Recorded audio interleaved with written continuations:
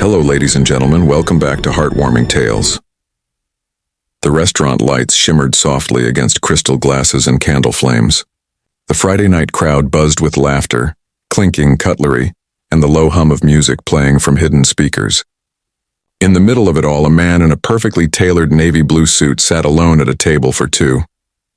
His name was Ethan Hayes, CEO of one of the largest tech companies in the city, known for his calm composure and sharp mind. But tonight there was something uncharacteristically uncertain about him. He glanced at his watch again. 7:58 p.m. His assistant had arranged the blind date. A lovely woman, charming and confident, they had said. Ethan wasn't one for dating setups, but tonight he'd made an exception. He was tired of boardrooms, empty penthouses, and dinners eaten in silence.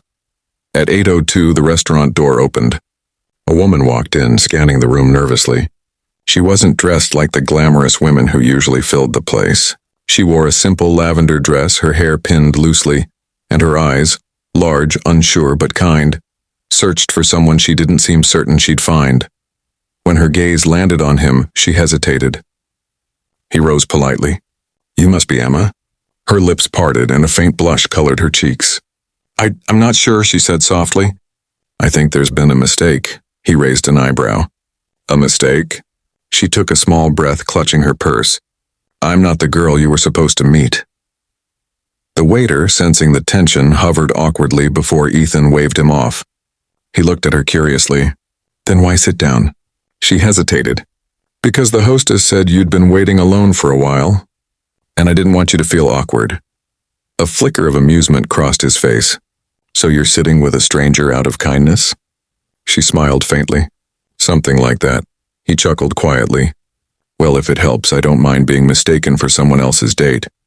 She laughed softly, relaxing a little. "Neither do I guess." They both sat down.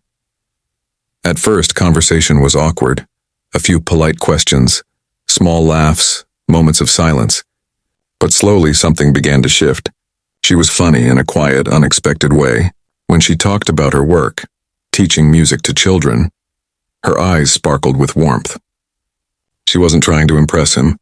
She wasn't performing. She was just real. He found himself listening, truly listening, something he hadn't done in years. At one point, she caught him smiling and frowned playfully. "What?" He shook his head. "Nothing, You're very different from anyone I've met lately."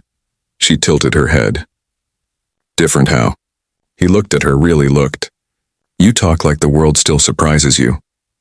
That made her laugh. "And you talk like the world stopped surprising you a long time ago." He smiled. "Touché." 2 hours passed without them realizing. The waiter brought dessert.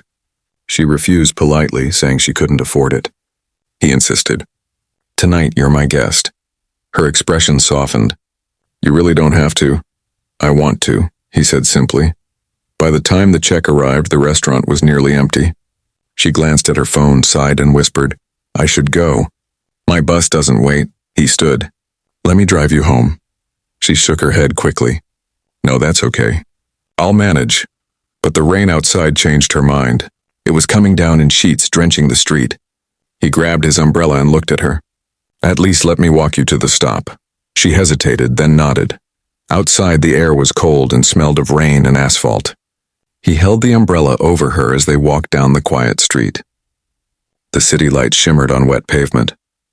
"So," he said softly, "if you weren't supposed to meet me, who were you waiting for?" She smiled sadly. "A friend set me up. Said he knew a guy who was kind and down to earth. I guess I ended up at the wrong table." He glanced at her. Maybe the right one. She looked up surprised, and for the first time that night she didn't look away. When they reached the bus stop, she turned to him. "Thank you, Ethan. How do you know my name?"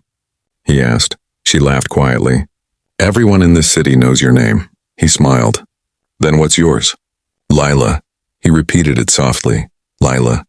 The bus arrived, headlights cutting through the rain. She stepped toward it, then paused. "You know," she said, "if I'd known you were the CEO, I might have been too nervous to sit down." "Then I'm glad you didn't know."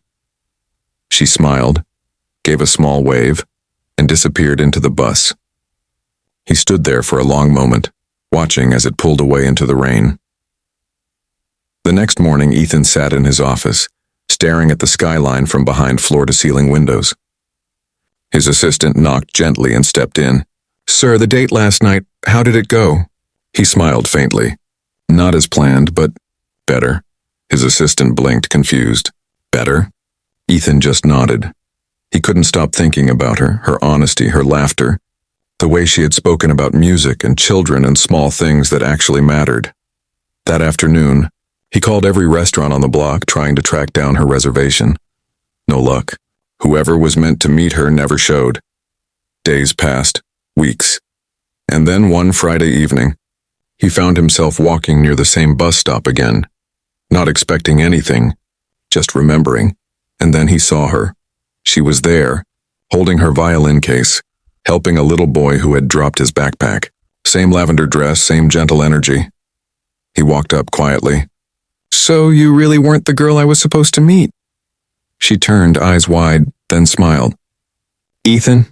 He nodded. "The one who never got the right date." She laughed softly. "You came back." "I never left," he said. "At least not really."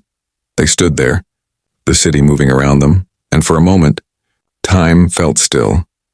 He looked at her hands, small, delicate, carrying the calluses of someone who worked hard but still made beauty out of life. He took a small step closer. "You said you teach music. Do you ever play for yourself?" "Sometimes," she said, "when I'm happy." "Then maybe," he said with a quiet smile, "I can give you a reason to play again." She looked at him, heart pounding, unsure if she'd heard him right. He continued softly, "You said you sat down that night so I wouldn't feel alone.